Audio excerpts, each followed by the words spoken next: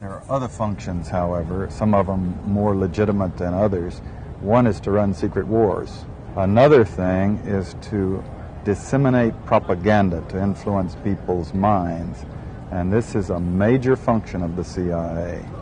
And unfortunately, of course, it overlaps into the gathering of information. You have contact with a journalist, you will give him true stories, you'll get information from him, you'll also give him false stories. You also work on their human vulnerabilities to recruit them in a classic sense, to make them your agent so that you can control what they do, so you don't have to set them up sort of, by putting one over on them. So you can say, here, plant this one next Tuesday.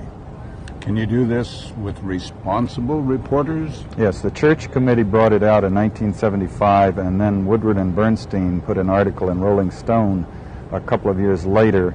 400 journalists cooperating with the CIA, including some of the biggest names in the business, to consciously introduce the stories into the press. Well, give me a concrete example of how you use the press this way. Well, for example, in my war, the Angola War that I helped to manage, 1/3 of my staff was propaganda. I had propagandists all over the world, principally in London, Kinshasa, and Zambia.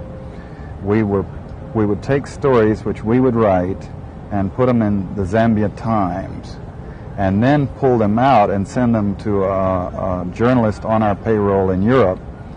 But his cover story, you see, would be that he had gotten them from his stringer in Lusaka, who had gotten them from the Zambia Times.